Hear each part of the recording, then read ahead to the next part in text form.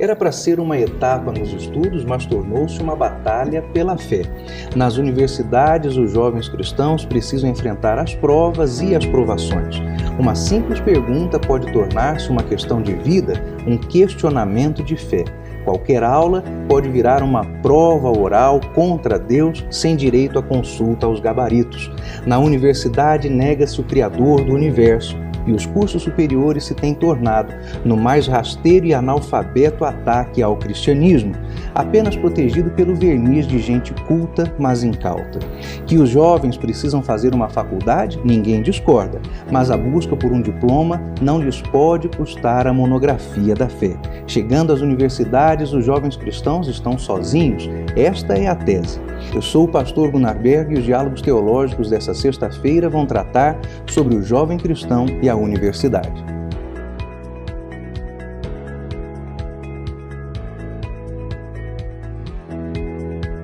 Meus amados irmãos, a paz do Senhor Jesus Cristo. Irmão Mike, paz do Senhor. Paz do Senhor, pastor. Paz do Senhor a todos. Meus irmãos, os diálogos teológicos de hoje vão tratar sobre esse tema que é tão importante, tão caro e a cada dia mais necessário, o desafio do jovem cristão na universidade. Para hoje poder conversar conosco a respeito desta questão e também partilhar de suas experiências, nós convidamos a professora Vânia Ramos. A Vânia fez mestrado na área de psicologia na Unicamp e também um doutorado nessa mesma área na Pontifícia Universidade Católica de Campinas. E nós temos a alegria de tê-la como professora da ETAD nos nossos cursos na área de aconselhamento pastoral, relacionamento cristão. E a Vânia tem se destacado, desempenhado um trabalho de clínica e acompanhamento, e atendimento, e aconselhamento, e isso para nós é uma grande alegria saber que ela congrega conosco aqui na igreja, na cidade de Campinas. Irmã Vânia, seja muito bem-vinda ao nosso programa. Obrigada, pastor, pode ser Mike, é um prazer estar aqui nesse debate, nessa mesa, para pensar um pouquinho sobre essas questões. Muito bem. Minha irmã, uma das razões pelas quais nós convidamos a senhora é porque, como estava apresentando a irmã, a senhora, graças a Deus, já tem uma carreira acadêmica e que é incomum para a realidade das Assembleias de Deus. Não é tão fácil encontrar alguém que tenha um doutorado. Graças a Deus hoje é mais fácil do que já foi lá atrás, mas ainda não é coisa comum. Para começar, quando nós falamos sobre os riscos que a universidade oferece, não quer dizer que nós sejamos anti-intelectuais. Nós reconhecemos o valor da universidade. Mas depois desses anos de estudo, dessa desenvoltura toda, a irmã acha mesmo ainda que ir à universidade é algo realmente necessário? Ou isso é só um discurso de pai chato para filho? Não, porque o desenvolvimento se dá também pelo conhecimento, né? Então, quando a gente pensa na questão da universidade, a ciência ela busca compreender a realidade. E a realidade amplia o psiquismo, né? A nossa memória, a nossa atenção, a emoção. Então, o modo como eu vivo e como eu percebo isso que eu estou vivendo passa pelo conhecimento. Então, o estudo científico, independente de que área, né, que seja, ou da série que seja, porque começa lá no ensino infantil, ele tende a desenvolver o humano.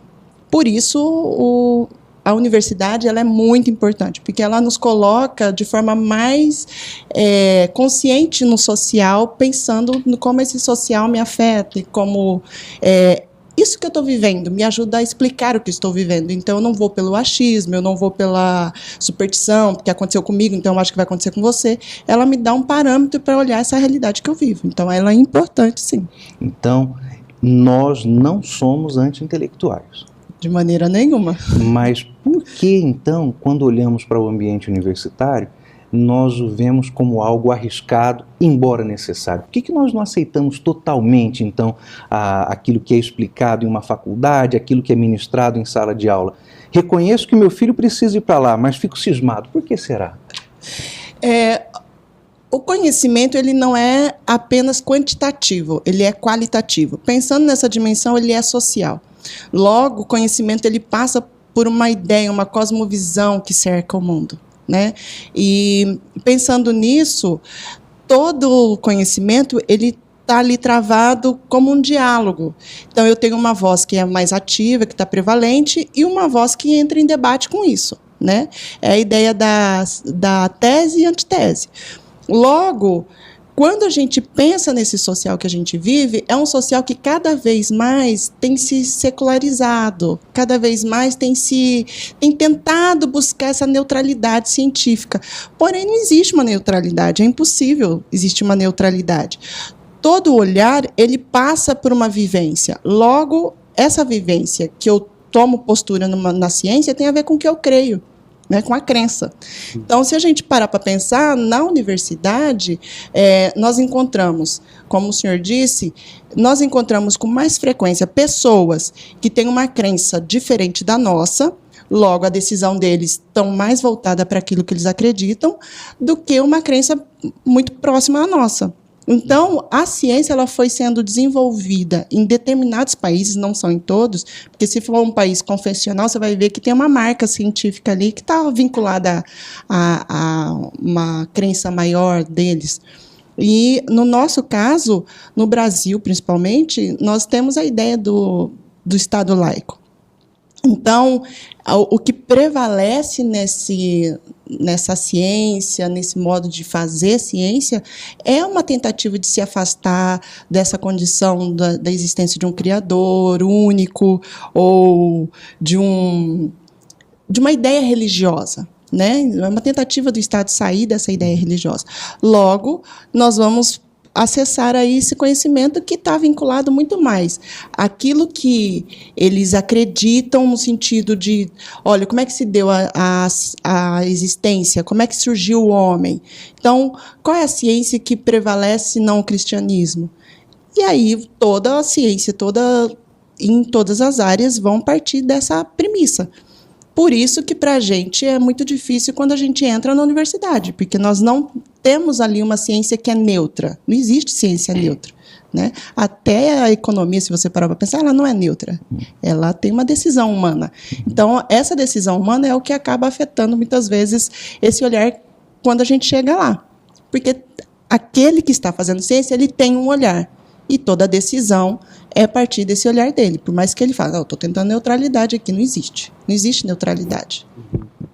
Irmã Vânia, estou ouvindo a irmã falando aqui, estou pensando nessa questão. Parece que a universidade, todas as cosmovisões, pelo menos a impressão que a gente tem por estar desse lado da cosmovisão cristã, parece que todas as outras cosmovisões, elas batem de frente ou procuram desafiar um pouco da nossa cosmovisão. E eu pensando nisso, a gente vê um certo, com relação ao preparo do jovem a entrar numa universidade, a gente vê um preparo intelectual, mas a gente talvez não veja, ou pelo menos a gente não tem essa realidade como uma coisa comum, de um preparo no sentido da sua própria cosmovisão, do jovem cristão.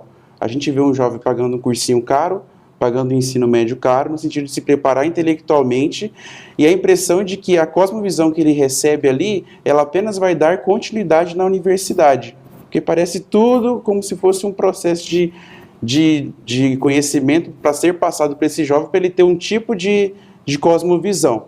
Mas tem a cosmovisão cristã por trás desse jovem cristão, que faz um cursinho, que faz um ensino médio.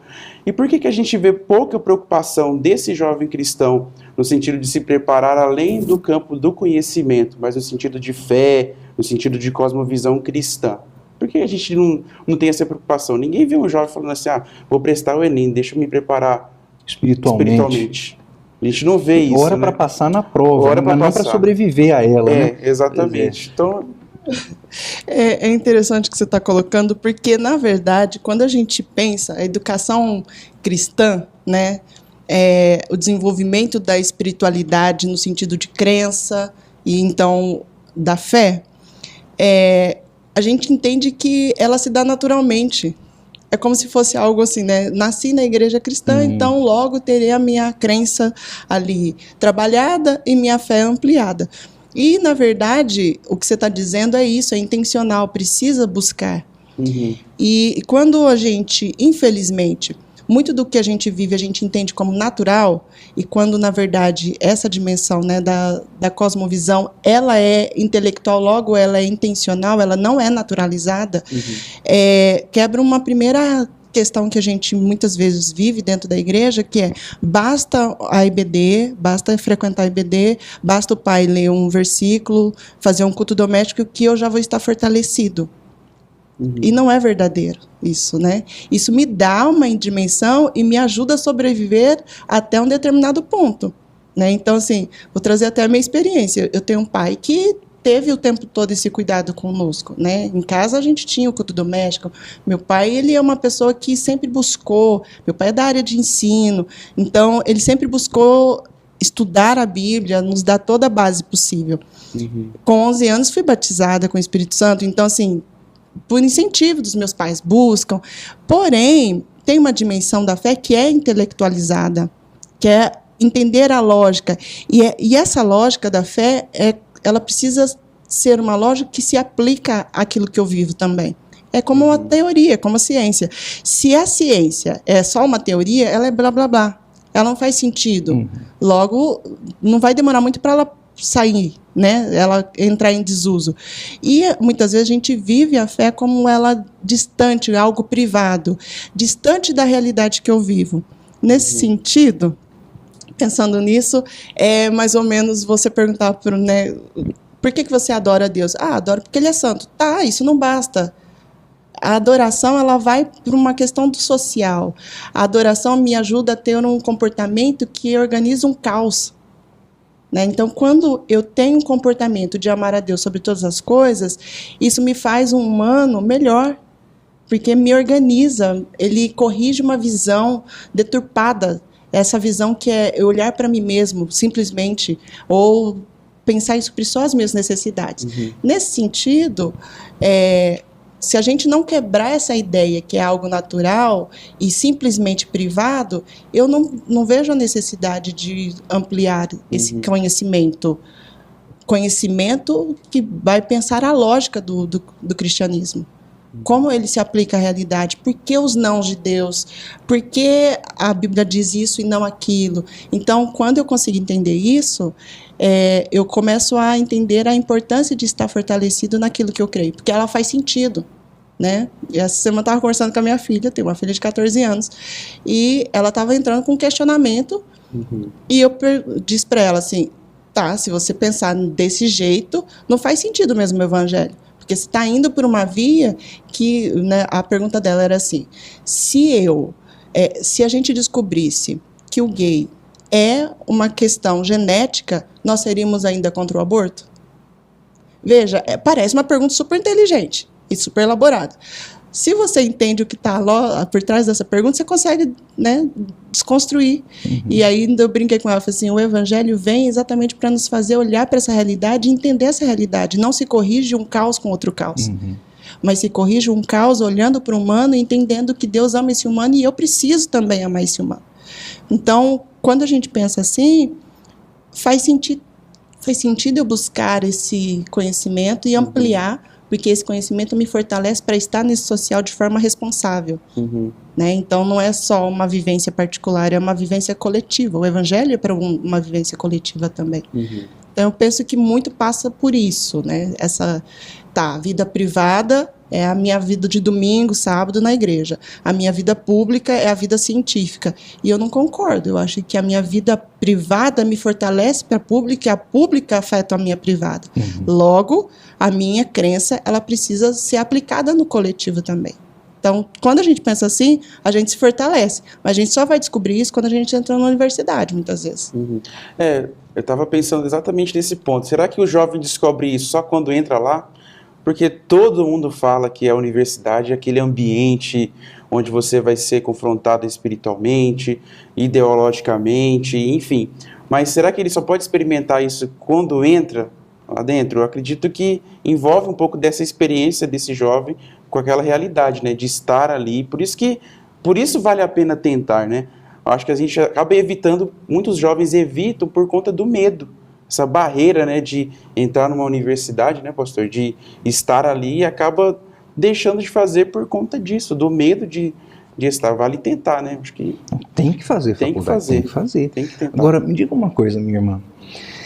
Conhecendo a senhora, o esposo da irmã, o pastor Isaías, os filhos que Deus lhe deu, então nós sabemos que a irmã, sua família, tem dado frutos espirituais consistentes, não é? Nenhum de nós é super-homem, mas, graças a Deus, nós temos uma professora que dá frutos espirituais. Ao mesmo tempo em que a sua carreira acadêmica progrediu, pelos frutos eu vejo, a sua carreira espiritual também progrediu. Diante disso, desses dois crescimentos, a irmã encontrou lutas e crises causadas na universidade, mais fortes lá atrás, quando ainda estava debutando na universidade, ou agora, apesar de ter mais fortalecida na fé, mas por fazer um doutorado. O que foi mais difícil, minha irmã? Que luta foi mais difícil? A do começo ou de agora? Quando eu entrei na universidade, eu venho de uma família que eu sou a primeira geração, né, na universidade. E o fato de você entrar, porque tem uma diferenciação, a faculdade ela tende a ser mais restrita, né, na questão do saber, do universo que você acessa. Não do saber, mas do universo que você acessa. A universidade, ela é um confronto de ideias e ela é muito intensa, né? Então, assim, existem faculdades que você entra e que você não tem muito esse questionamento da fé, por ser apenas uma faculdade, não desmerecendo, mas é pela própria Constituição, pelo modo como ela é organizada. A universidade, ela trabalha com pesquisa, então a pesquisa está ali o tempo todo fermentando todo o trabalho dessa universidade. Logo, você tem você é exposto, às vezes, até mais e de forma mais agressiva a algumas coisas, né? Então, quando eu entrei na universidade, eu entrei tendo uma base mínima para sobrevivência quanto à fé, e eu digo mínima porque o conhecimento ele se dá pelo drama mesmo, né, o desenvolvimento. Então, eu tenho uma condição, é mais ou menos a ideia de uma criança, ela sabe andar de velotrós, e, de repente, você dá uma bicicleta para ela. Então, o conhecimento, a cognição, o afeto vai entrar em conflito, porque o que ela sabe, o repertório que ela tem, não dá condição para ela viver aquela realidade. Então, ela entra em conflito, o corpo precisa, ele sofre, ele entra em questionamento, tanto que você fala, não, tá, eu tiro só uma rodinha, daqui a pouco você fala, eu posso tirar outra, e ele fica ali meio cambaleando até que ele aprende, e aí ele aprendeu, ele vai. Então, quando a gente entra na universidade, muito do nosso saber, ele dá conta para a gente viver o dia a dia até ali. Na universidade, você começa a acessar muitas teorias. E não vou mentir que, às vezes, a gente acha assim, vai ter alguém lá apontando o dedo na sua cara, dizendo, teu Deus não existe. Toda fé, toda crença, não toda fé, mas toda crença é confrontada na universidade, não é só a cristã. Eu tinha uma amiga que não era cristã, que era kardecista, e ela brigava com o professor, falava, você está dizendo que é a minha religião? Então, assim, todo mundo se sente confrontado. Mas isso é importante salientar, porque o ambiente da universidade não é dominado pelo anticristianismo, ele é dominado pelo espírito do anticristo, e a Bíblia diz que ele se levantará contra tudo que se chama culto. Todas as religiões, todas. Exato.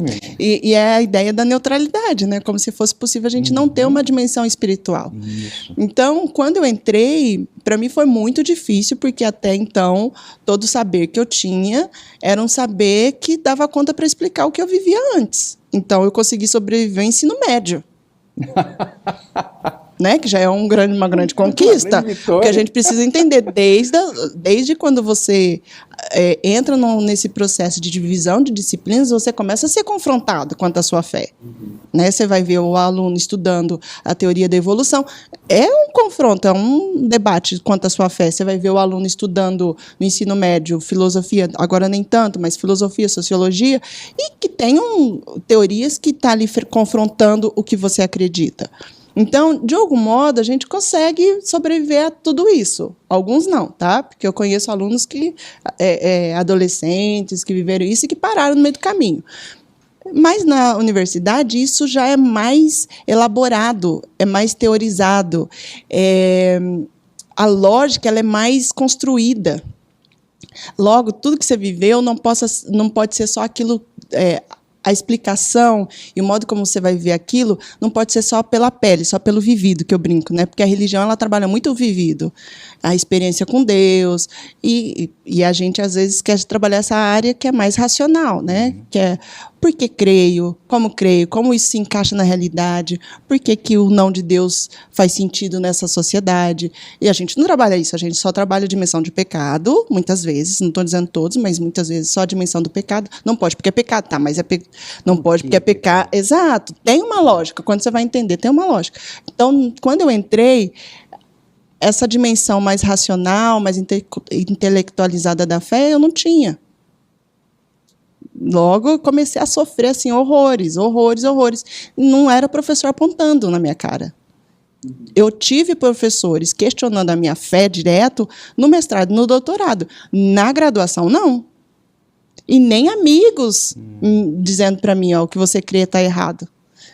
Ou não faz sentido. Mas todas as vezes que eu estava estudando, e que é aí que está, né? Porque o que eles apresentam é muito bem elaborado. Sim. Tem uma lógica, tem um fio condutor. E quando você começa a acompanhar aquilo, você fala, faz sentido. Meu pai, faz sentido.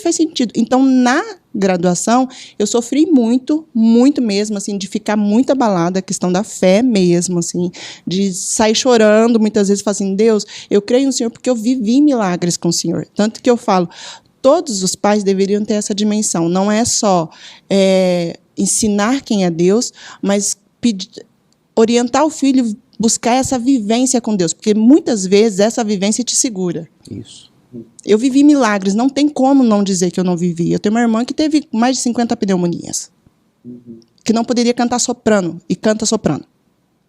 Então, você fala assim, não tem explicação para isso. Tem que ter uma lógica atrás. Eu vivi outras situações com Deus, de Deus falar coisas comigo, e você fala assim, não tem como, ninguém sabia o que estava acontecendo. Né, de viver. Então, essas vivências me ajudaram minimamente. Porém, eu só superei porque eu fui acolhida com pessoas que ouviram as minhas dúvidas, e Deus chegar e falar assim, então, mas se Deus existe mesmo, isso, como é que a gente olha? E aí a pessoa, com toda a sabedoria, vinha me trazer onde estava a falha daquela teoria, porque ele não só me explicou a questão da Bíblia, me ajudou a aprofundar e aumentar, ampliar o meu conhecimento sobre aquilo que eu acreditava, mas também me mostrando onde estava a falha daquela teoria que parecia fazer tanto sentido para mim. Então, quando a gente entra, a gente enfrenta isso. Depois que você entendeu a lógica, é mais fácil você sobreviver. Então, no mestrado, no doutorado, eu enfrentei, mas aí eu já estava mais fortalecida, inclusive de fazer debate com o professor. E uma das coisas que eu entendi para se debater no terreno do outro, entenda o terreno do outro. Não tenta debater do seu patamar, porque às vezes a gente está num lugar aqui, ele está no outro, e a gente nunca vai chegar num denominador comum. Então, eu tinha um professor que falava assim, não questione uma teoria sem conhecê-la. Certo. Eu achei o máximo, porque um dia ele entrou na aula, esse era do mestrado, entrou na aula e começou a falar que crente, e diretamente, e ele sabia que eu era crente, e sabia que tinha uma menina que era esposa de um pastor da Metodista. Então, éramos duas, as únicas que estavam lá. E ele começou a falar mal, porque essa turma acha que Deus existe e tal. Aí eu olhei para a cara dele, porque eu acho que nem sempre a gente tem que comprar briga, tem coisa que você faz assim, não dá para entrar, porque ele não vai entrar, querer ouvir o que eu estou dizendo, então eu economizo energia, mas naquele dia eu olhei e falei assim, Deus, ele está confrontando diretamente quem eu sou, e não dá para ficar quieta. Então eu falei para ele, professor, você disse na primeira aula que não se confronta uma ideia sem conhecê-la. Você já foi cristão? A hora que eu perguntei isso, a sala na hora olhou para ele. E eu não tentei ser maldosa com ele, eu só estava dizendo, olha, eu entendo que você não gosta da minha religião. Deve ter tido alguma vivência aí sua que você não concorda. Mas você não tem o direito de dizer que o que eu acredito é mentira. Sem conhecê-lo. Então, eu brinco sempre, não tente debater com o outro sem conhecer o terreno dele. Use a própria fala dele. Usando a própria fala dele, você não destrói, mas desconstrói. Destrói é muito pesado, né? Mas desconstrói muito daquilo que eles olham. É um estereótipo. Enfim, então a vivência na graduação foi pior do que nos outros. Meus irmãos, a irmã Vânia citou a experiência da universidade e de jovens que ela conheceu e não sobreviveram, passaram por crises e tiveram sua fé abalada. Pensando nessa realidade, a ETAD está preparando para este ano, para o mês de julho, uma edição especial do Projeto Timóteo, o Projeto Timóteo Universitário. O irmão Bruno vai explicar para nós como é este projeto, em que consiste e também dizer como você, querido pai, querida mamãe, pastor de jovens, líder de igreja que nos assiste, pode encaminhar os seus jovens para participar conosco desse evento durante o período das férias escolares em julho, em nome de Jesus. Irmão Bruno, por favor.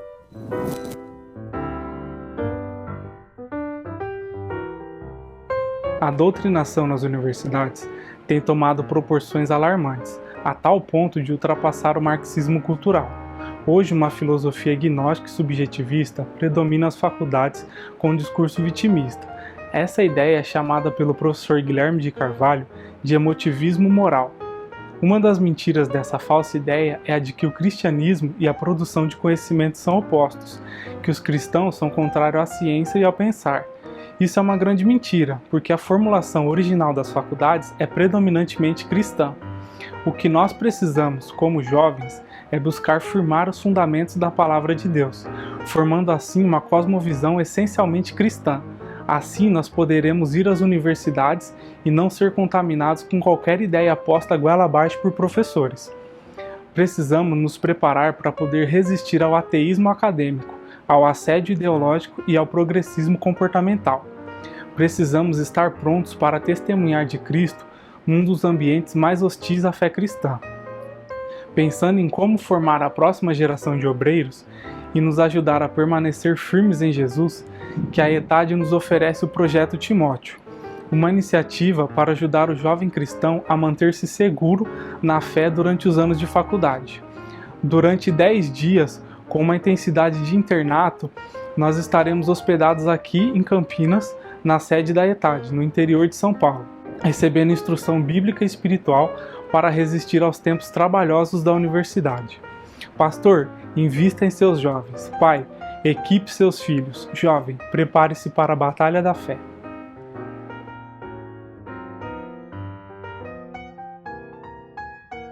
Muito obrigado, irmão Bruno. Fica aí esse recado importante e o nosso convite reforçado. Pais, mães, pastores, enviem para cá os seus filhos, os seus jovens que estão aspirando à universidade, para que eles possam ser aconselhados, orientados e instruídos durante o Projeto Timóteo, edição universitária. Irmã Vânia, tem essa impressão de que os desafios que os jovens enfrentam são desafios ideológicos ou nesse campo de conhecimento, né? Mas são esses apenas os desafios que um jovem pode enfrentar numa universidade? E até um dado, mas de uma pesquisa antiga, de que cerca de 60% dos jovens, desde 2006, 60% dos jovens eles têm questionamento de fé depois da faculdade. Mas tudo isso é resultado de ataque simplesmente ideológico ou são outros desafios que um jovem cristão enfrenta? E geralmente essa questão ideológica ela é tão ressaltada por causa de filme, né? Você vê aquele filme Deus Está Morto, sempre tem essa impressão, né? O professor falando contra a fé cristã. Mas é só isso que os jovens enfrentam ali? Não. Quando a gente pensa na questão da educação, principalmente no Brasil, a educação ela é muito direcionada, né? O professor sempre está pegando a mão do aluno e levando o aluno para onde ele quer. Então, o aluno pergunta, professor, posso escrever de caneta? Professor, posso escrever de lápis? Professor, o que vai cair na prova? Chega na universidade ou na faculdade, porque aí não diferencia muito, o aluno ele está por si só. E muitas vezes você acaba enfrentando uma situação, olha, até aqui eu fui guiado. Daqui para frente eu tenho uma liberdade que ninguém me ensinou a lidar com ela. Então, o aluno enfrenta a situação de os colegas que já vivem uma vida diferente da dele e que o chama e ele de repente fala assim, nossa, tô podendo, né? E começa, então, essa questão de festa, questão de de relacionamentos também que, né, que vão se estabelecendo ali na universidade. Então, na universidade, você vivencia várias situações. E uma das coisas que, para mim, como eu sou da área escolar, né, psicóloga escolar também, então, para mim, fica muito evidente, e para mim também foi muito marcado, é a questão, uma das dificuldades que o jovem enfrenta é a questão de, parece que eu não sei nada. Você entra na universidade e você se sente a pior pessoa da face da Terra.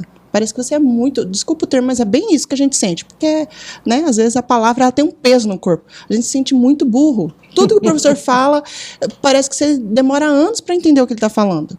Então, nós temos... A universidade ela é cercada não só por uma liberdade que eu nunca vivi, e tem alunos que vivem isso porque às vezes mudam né, da casa dos pais, então eles têm que aprender a ser adulto, eles têm que aprender a lidar com todas as demandas de uma vida, de um papel adulto, e que nunca ninguém ensinou, porque eles estão saindo da adolescência, nunca eles tiveram que viver, isso tem uma demanda emocional enorme.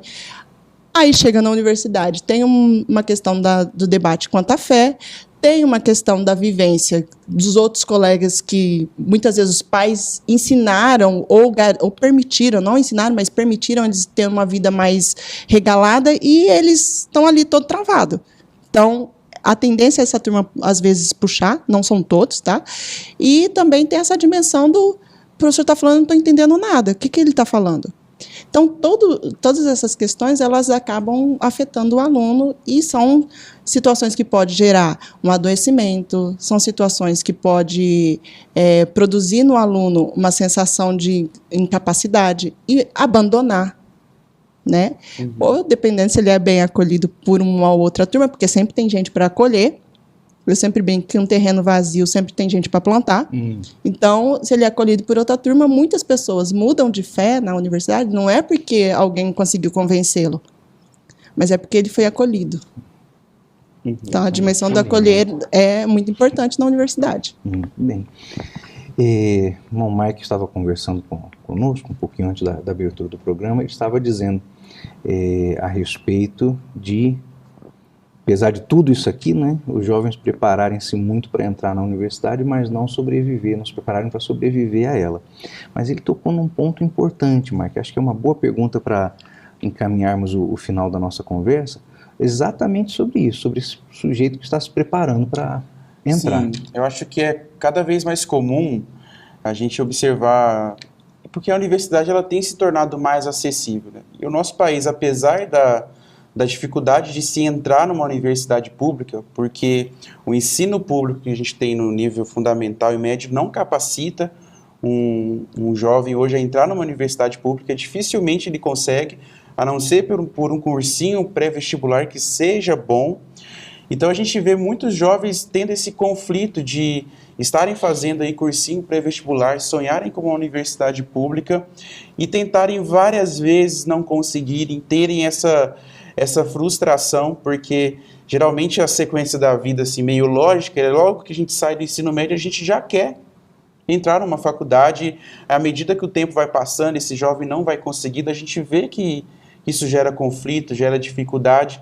Eu queria que a irmã falasse, irmã Vânia, sobre como lidar com isso, porque não é uma sensação fácil, né? Lidar com a frustração, e às vezes com a pressão dos pais, né? Porque hoje em dia quem faz um cursinho pré-vestibular, pensando numa faculdade pública, geralmente ele faz um cursinho em tempo integral. Ele não está trabalhando, não está ajudando os pais em casa, muitas vezes só fica por conta do cursinho para tentar uma universidade pública. Na época do Enem, viaja para várias cidades para prestar prova aqui, prestar prova ali, faz o Enem, enfim.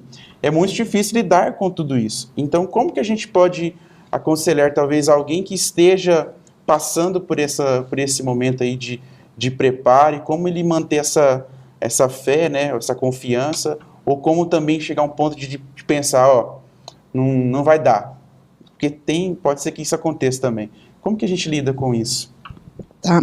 Eu acho que, antes de tudo, é lidar com a realidade como a realidade é. Uma das coisas que a gente tem é fantasia quanto às universidades, né? Meu marido é professor universitário, e ele sempre fala, não é a universidade que faz o aluno, é o aluno que faz a universidade. E a gente tem algumas fantasias quanto, né? Então, se eu entrar em determinada universidade, aí eu sou bom. Quem diz? né? O fato das vezes a gente ter essa fantasia faz a gente sofrer antecipado. Então, eu só estarei num bom lugar se eu estiver em tal universidade. Se eu não estiver lá, não está bom para mim. Desculpa, eu discordo, né? Então, assim, muitas vezes é você entender o lugar que você quer ir, quais lugares, né, o curso que você quer fazer, na verdade, e quais lugares tem esse curso, e se organizar para qualquer lugar desses, né? Não ter uma fantasia única, tem que ser Unicamp, tem que ser PUC, tem que ser USP, tem que... Não, aprenda a olhar e entender que Deus está no controle de todas as coisas, e Ele te direciona para onde vai ser bom para você também, né? Porque às vezes a gente quer muito um lugar e aquele lugar pode nos matar. Né? Eu brinco sempre que tem coisas que você não consegue e é livramento de Deus. Uma das maiores bênçãos que Deus nos dá é o não dele. Então, agora, quando é não e quando é falta de preparo, né? A gente precisa também separar isso, porque senão a gente bota tudo dentro de um balaio e acha que é tudo a mesma coisa. Mas eu estou me organizando, estou me preparando, faço a minha parte, estudo, não fico procrastinando, não fico adiando, não fico achando que Deus tem que fazer a minha parte. Então, se eu não consigo, se essa porta se fecha, pode ser uma resposta de Deus para mim. Eu não fiz nada disso e estou querendo entrar, desculpa, você não vai entrar. Isso acontece com todo mundo. Por que você vai ser privilegiado e vai entrar? Sim. Então, eu sempre comento que aonde Deus quer nos levar, Ele nos leva. Né? Eu tenho uma experiência, às vezes, até um tanto estranha, mas estranha-se porque, às vezes, a gente acha que o fato de vivenciar uma educação que não é muito privilegiada não nos coloca em determinados lugares. Eu venho de uma escola pública, periferia. Então, professor de português, de matemática, faltava, que são as disciplinas básicas para o vestibular. Eu fiz uma graduação, eu prestei a primeira vez o vestibular, não passei. Aí eu prestei psicologia primeira, na segunda, na ignorância, na falta de entendimento, fui lá e falei com Deus, Deus, é o seguinte, eu vou prestar psicologia de novo, porque eu acho que é isso que o senhor quer para mim, mas se eu não passar, eu vou tentar análise de sistema, nem saber o que era. Entendeu? Porque estava na moda, a gente tem isso, é isso que eu estou falando. Né? Às vezes você pega o que está na moda, o que está dando dinheiro, e você não tem uma leitura da realidade, você não está com um pezinho na realidade, você está no mundo da lua. E aí você se frustra, claro, porque você está lá no mundo da lua, a gente precisa viver na Terra. Então, foi quando eu passei, eu acho que Deus fosse... Tá, vou ter misericórdia dessa pessoa aí, porque ela não tem nem condições de fazer uma avaliação diferente. Então, vou mostrar para ela uma coisa diferente. Passei, então, fiz a graduação. Foi muito difícil, tive que lutar muito, buscar muito conteúdo ali que ficou para trás. E eu tive que buscar, a universidade não ia me dar. Então, o aluno ele precisa ter essa clareza. E, quando eu fui prestar o doutorado, o meu inglês é básico, basicão do basicão. Verbo to be. No doutorado, eu precisava da língua inglesa. E no doutorado eu vivenciei um milagre, literalmente. E eu não sei, né, hoje tenho mais habilidade com o inglês, mas eu não sabia o inglês, não era porque eu não queria, não era porque eu nunca estudei, mas era por questão de recursos mesmo, financeiro, questão de... Então, aquilo que me cabia eu tinha tentado. Só que eu não estava num nível avançado para tentar uma prova eliminatória em inglês. E quando eu fui fazer a prova de inglês, um dia antes, eu li em português sobre metodologia, filosofia, isso. Peguei um livro, li um capítulo sobre metodologia. Quando eu fui fazer a prova de inglês, era sobre o quê? Metodologia. Então, eu já tinha uma ideia antes. Então, eu creio num Deus que nos prepara de acordo com aquilo que Ele deseja para nós. Porém, a gente precisa aprender a fazer essa leitura, né? O que é que me cabe? Isso eu tenho que buscar. Então, o aluno que vai estar se preparando, ele precisa sempre entender que a atividade nossa é sempre para o outro e é sempre uma missão. O ministério não é só ser pastor, né? Existe um ministério específico para isso, mas eu estou dizendo que toda atividade na sociedade é um ministério, é uma ação para o outro. Logo, a tua profissão é para abençoar o próximo e é para glorificar a Deus também. Se isso é verdadeiro, Deus te leva pelo caminho. Só que você faz a sua parte. Logo, Senhor, é isso mesmo? Se for, eu me preparo. Não conseguir, aprenda a levar a sua frustração para Deus, que Deus trabalha. E Ele te coloca, às vezes, em lugares pagos, não em lugares estaduais ou federais, mas em lugares pagos, mas Ele te dá condição de bolsa. É um milagre do mesmo jeito. Mas às vezes a gente fica frustrado, mesmo tendo, né, essa condição de bolsa, porque eu queria estar num outro lugar, e quando Deus fala assim, não, é livramento, eu estou te colocando aqui porque, inclusive, aqui está a sua rede que vai te garantir a sobrevivência. Entende? Então, eu penso que, às vezes, a gente tem que olhar para esse jeito, para esse lado também, e entender que Deus está no controle e Ele está cuidando da gente. Né? É Ele que tem maior interesse na nossa vida do que a gente mesmo. Amém. Meus irmãos, estamos chegando ao final desta edição dos Diálogos Teológicos, a abertura da temporada 2021. Queremos agradecer a irmã Vânia. Minha irmã, muito obrigado pela sua presença, sua participação, suas respostas. A irmã tem sido uma bênção para a ETAD. Eu que agradeço o convite e espero te ajudar de algum jeito, né? Porque às vezes a gente traz muito mais a vivência do que algo mais intelectualizado. Enfim, mas espero ter ajudado de algum jeito. Foi proveitoso. Bom, Mike. Deus abençoe a todos, a paz do Senhor. Meus irmãos, nós nos despedimos, como habitualmente, com o devocional do irmão Alexandre, palavras de encorajamento, especialmente para você, jovem, que está vivendo ou antecipando o desafio da universidade. Irmão Alexandre, a todos a paz do Senhor. Meus queridos amigos, meus irmãos, a paz do Senhor Jesus, hoje nós vamos meditar a respeito de um tema muito importante, que é o jovem na universidade.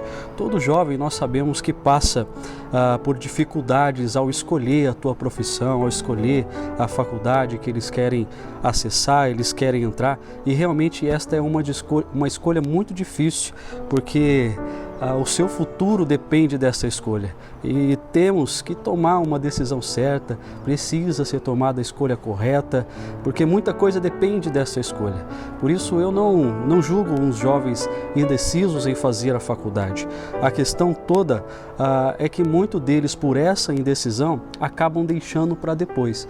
E aí o tempo vai passando, as coisas vão acontecendo e este jovem vai ficando para trás. Outros também, eles acabam justificando de que não existe a oportunidade para entrar numa faculdade, que não tem oportunidade para poder fazer um curso, mas nós sabemos que talvez seja uma desculpa, porque aquele que quer a oportunidade precisa e tem que correr atrás dela.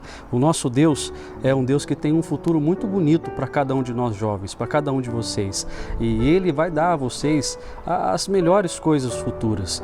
Mas precisamos, cada um de nós, fazer a nossa parte. Você jovem, você precisa zelar pelo seu futuro, você precisa planejar o seu futuro, você precisa sonhar com o seu futuro, porque se assim você não fizer, quem o fará por você?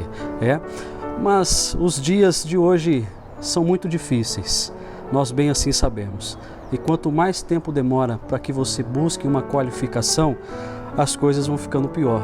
O mercado de trabalho exige uma qualificação cada vez maior para os jovens. Precisamos entrar na faculdade, precisamos estudar, precisamos correr atrás do nosso sonho, do nosso futuro. Não podemos ficar para trás. Você não pode se contentar com a mediocridade. Não pode, porque isso isso não glorifica a Deus. É importante que você seja assíduo, estudioso, que você seja honesto nos estudos, no trabalho, porque a Bíblia diz para que todos vejam as vossas boas obras e glorifiquem o vosso Pai que está no céu. Deus tem o melhor para você. Precisamos nos preparar para fazer o melhor. E a Bíblia diz que tudo que viemos a fazer, façamos como para com Deus. Então precisamos sim nos preocupar com os nossos futuros. Precisamos sim. Por isso a necessidade de um cristão estar na faculdade, de um cristão ele ter acesso à faculdade, mas também é necessário o cristão saber se conduzir na faculdade. Afinal de contas, o templo do saber humano é tremendamente envolvente e sedutor, e muito utilizado pelo inimigo para confrontar a nossa fé, confrontar a palavra de Deus e até mesmo desviar muitos jovens da presença do Senhor. Então, o cristão precisa dar o seu testemunho em qualquer lugar. E a faculdade, irmãos, a universidade está precisando muito de gente para testemunhar da palavra de Deus. Então é necessário que você esteja na faculdade. Mas vem uma questão: é possível então viver na faculdade sem perder a sua identidade? Isso realmente é possível? Ora, o cristão é o sal da terra, é a luz do mundo. Por isso, em todo lugar que o cristão estiver, ele tem que refletir isso, ele tem que passar isso para os outros, de que a vida dele é diferente, ele é diferente, tem uma mensagem diferente daquela que é pregada no mundo. Portanto, irmãos, é possível sim ser diferente na faculdade, fazer a diferença na faculdade. Com base na palavra de Deus e pela ação do Espírito Santo, você pode sim entrar numa faculdade e jamais perder a sua identidade de cristão. Mas para isso é preciso saber que você precisa também se preparar espiritualmente para entrar na faculdade e para enfrentar este ambiente tão sedutor que ela é. Eu quero falar sobre 4 jovens que foram preparados para entrar nesta faculdade. Passaram por um vestibular muito criterioso e esta universidade é a Universidade dos Babilônicos. E estes jovens eram Daniel, Misael, Ananias e Azarias. Jovens, como diz a palavra, instruído em toda sabedoria, sábio em ciência e versados no conhecimento, com habilidades para viver no palácio do rei, selecionados a fim de que fosse ensinado nas letras e nas línguas dos caldeus. Estes 4 jovens entraram nesta universidade e a sua fé foram provada durante esse tempo em que ali estiveram, com muita sabedoria, com muita oração, com muita consagração. Estes 4 jovens, lá na Universidade Babilônica, eles fizeram total diferença naquele lugar. Podemos ver através da Bíblia que eles foram soberanamente abençoados, tanto na sabedoria divina, quanto também na sabedoria da Universidade da Babilônia. A palavra diz em Daniel 1,17 que estes jovens tiveram conhecimento e inteligência de toda cultura e sabedoria. Apesar de toda a prova de fogo que eles passaram, eles se mantiveram fiéis, independente da cova, independente da fornalha de fogo, porque eles buscaram em todo o tempo ter uma preparação espiritual. Se preparar para a universidade, aqui é o problema.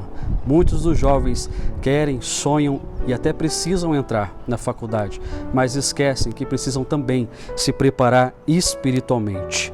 Precisa estar pronto para enfrentar este grande desafio da faculdade. Mas eu também não julgo somente os jovens, pois se eles não estão se preparando, é porque nós, que somos líderes e pastores, não estamos os instruindo, não estamos os ajudando, não estamos dando a eles as ferramentas, a formação, a ajuda necessária para que eles possam estar prontos e preparados para a faculdade.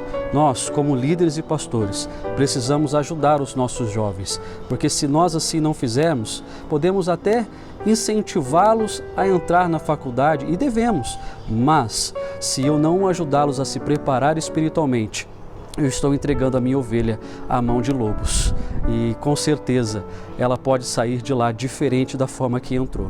Precisamos preparar os nossos jovens para que eles estejam prontos, para não serem sucumbidos com qualquer vento de doutrina, filosofia, ideologia ou qualquer outra situação, mas pelo contrário, vamos mandar jovens abençoados para que eles se preparem para uma vida e um futuro profissional, mas também devemos enviar mensageiros, ganhadores de almas, porque a Bíblia diz que quem ganha alma, sábio é.